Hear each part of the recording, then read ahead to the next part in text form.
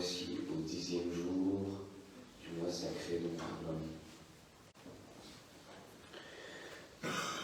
L'imam Hussein était maintenant seul, tout seul, sans personne pour l'aider, sans personne pour le défendre. En face, il y avait une armée forte de près de 5000 hommes, assoiffés de son sang. Il était assis sur le sable, près de la tombe de Al-Yasr. Il ne restait plus maintenant avec l'imam Hussein que les femmes et les enfants. Et aussi Ali es-Sajjad, cloué au lit depuis plusieurs jours par une fièvre dévorante, trop faible même pour lever seulement la tête. C'est alors que l'imam se leva, il marcha jusqu'au milieu du campement, et il appela des femmes de la famille du prophète en disant « Ô Zaynab, ô Kulthum, ô mes sœurs, ô mes Leila, ô Rabab, et vous mes filles, Ruqayya, Sakina, et toi aussi Fidda, venez toutes, l'heure de nous dire adieu a sonné. Toutes elles accoururent à son appel, toutes elles se passèrent autour de lui, elles se pressèrent autour de lui. Zaynab prit alors la parole en disant « Mon frère, est-ce bien vrai que tu vas partir pour ton dernier voyage, que nous ne te reverrons plus vivant? Vas-tu partir en nous laissant seuls à la merci de ces brutes sauvages ?» Oui, Zaynab, répondit l'imam, le moment est arrivé, en vue duquel notre mère t'a préparé depuis ta plus tendre enfance. Je suis bien triste de vous laisser, car je sais que vos souffrances ne vont pas prendre fin aujourd'hui. Zaynab, je te confie mes orphelins et mes veuves, et ceux et celles de mes courageux compagnons. C'est maintenant à toi, ô Zaynab, de les diriger, de veiller sur eux, de prendre soin d'eux et de les consoler. Je mourrai en paix si tu me promets, ô Zaynab, d'être pour eux tous ce qu'étaient tous ceux qu'ils ont perdus aujourd'hui.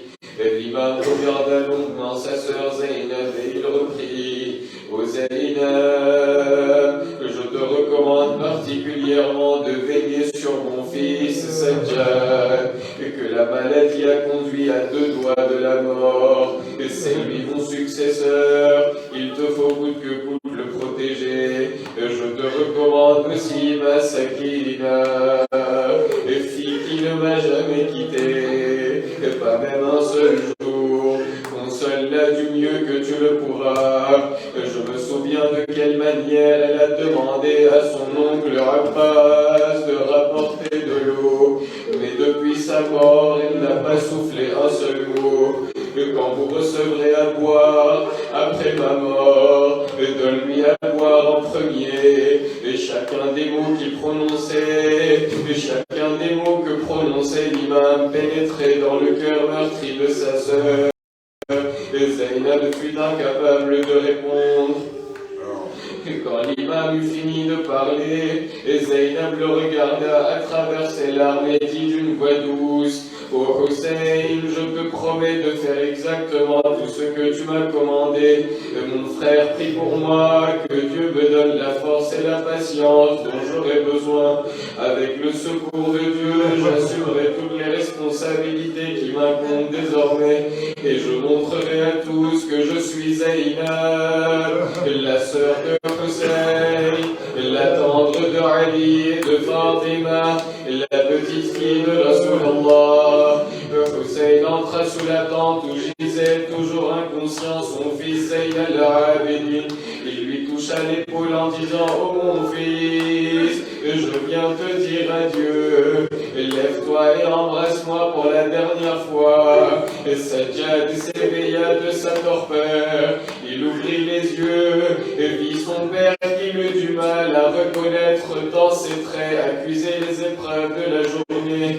Avec un effort surhumain, il réussit à s'asseoir sur son lit. « Oh mon Dieu, qu'ont donc fait les ennemis à mon père pour qu'il en soit ainsi affecté? Ô père, Aïna, Ammi al-Abbas, où est mon oncle Abbas? Aïna, Ali,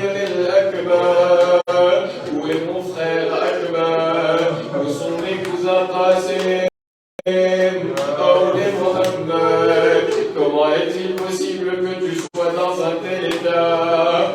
Mon fils, tous ont goûté le martyre en me défendant ainsi que la cause de l'islam. Il ne reste plus aucun homme dans le camp, à part toi et moi. Et c'est maintenant mon tour d'aller combattre et de mourir les armes à la main. Je suis venu te dire adieu. À ces mots, Sajjad se mit debout et dit en chancelant: Ô Père, tant que je serai en vie, tu ne peux être tué. Je demande ton autorisation d'aller au combat, comme ont fait tous les autres avant moi. Mais il était brûlant de fièvre, il ne put rester debout, ses jambes ne le portaient pas. Mon fils, répondit l'imam, je t'ordonne en tant que ton père et ton imam de rester dans ce lit. Et ton devoir est d'accompagner tes tantes, et ta mère et tes sœurs, et les autres femmes en captivité. Et ton devoir est de marcher dans les rues de Koufa. Et ton devoir est de marcher dans les rues de Cham, et les mains et les pieds chargés de chaînes. Ton devoir est de supporter les insultes à la cour de Yazid, et de subir tout cela avec fermeté, d'âme et de patience. L'imam serra son fils contre son cœur. Le père et le fils se séparèrent pour toujours. Ses adieux terminés, l'imam enfourcha son cheval Zuljana. L'imam éprona sa monture, mais Zuljana ne bougea pas. Zuljana demeura immobile. Que se passait-il donc? L'imam Hussein, regardant tout autour, découvrit une petite fille de 3 ans, et Sakina, qui tenait les pattes avant du cheval en murmurant: Ô Zuljana, je t'en supplie, n'emporte pas mon père sur le champ de bataille. Ô Zuljana, mon oncle Abbas est parti chercher de l'eau, mais il n'est jamais revenu. Ô Zuljana, j'ai entendu parler mon père, il veut partir pour toujours et ne reviendra jamais. Ô Zuljana, n'emporte pas mon père, si tu ne veux pas me voir orpheline, sans personne pour m'aimer ni s'occuper de moi. Hussein sauta à terre et prit Sakina dans ses bras et dit: Oh Sakina, ma tante Sakina, pourquoi n'es-tu pas restée sous la tente? Ta mère a besoin que tu la consoles après la mort de Ali Asghar. Et Sakina regarda son père dans ses yeux et dit: Oh papa, dis-moi, ne pars-tu pas pour ne jamais revenir? N'es-tu pas sur le point de laisser ta Sakina pour toujours? Oh papa, et comment ta Sakina pourra-t-elle survivre sans toi? Et quand tu as ramené le corps sans vie de Ali al-Akbar, j'ai cru que j'allais mourir de chagrin. Et tu étais là, oh mon papa, et tu étais là, tu m'as consolé. Quand tu m'as dit que mon oncle Abbas était parti pour le paradis, et que je ne le verrais plus, j'ai cru devenir folle de tristesse. Mais tu as su me réconforter.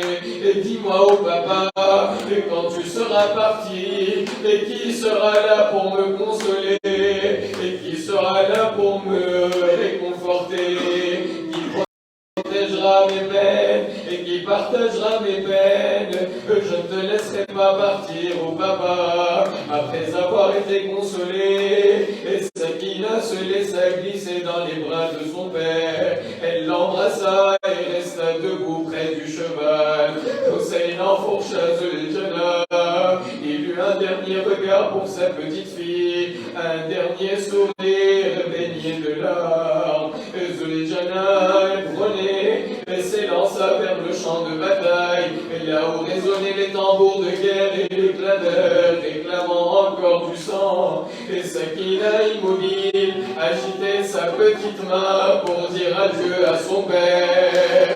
Après une rude bataille, Omar ordonna d'ensevelir l'imam sous une pluie de blé, de flèches, de pierres, de morceaux de bitume enflammés.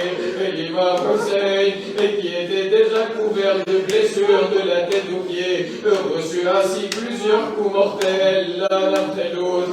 Il verder son sang en abondance. Omar ibn Saad appela ses soldats pour aller trancher la tête de l'imam al-Hussein pendant qu'il était à terre, mais personne n'osait approcher le héros moribond. Finalement, Shimr le maudit, accompagné par Omar en personne, sauta sur le dos de Hussein. Shimr le bastonça. Hussein, qui fut trop faible maintenant pour relever seulement la tête, il la tourna un peu sur le côté. Il aperçut Shimr d'une voix faible, presque inaudible. Il demanda, savez-vous la dernière demande de Hussein lorsqu'il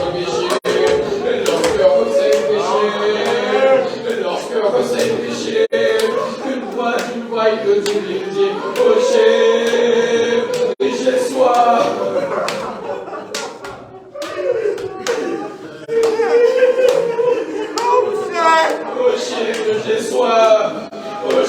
J'ai soif, avant d'accomplir ce que tu veux faire, donne-moi un peu à boire, pour toute réponse.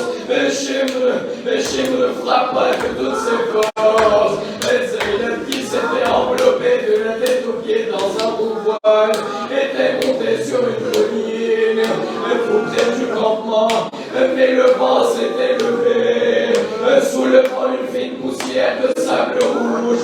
Maintenant Zaynab ne distinguait plus très bien ce qui se passait. Elle écarquillait les yeux, essayant d'apercevoir quelque chose dans l'embrasement du ciel, d'où le soleil venait de se retirer. Elle vit soudain se déclencher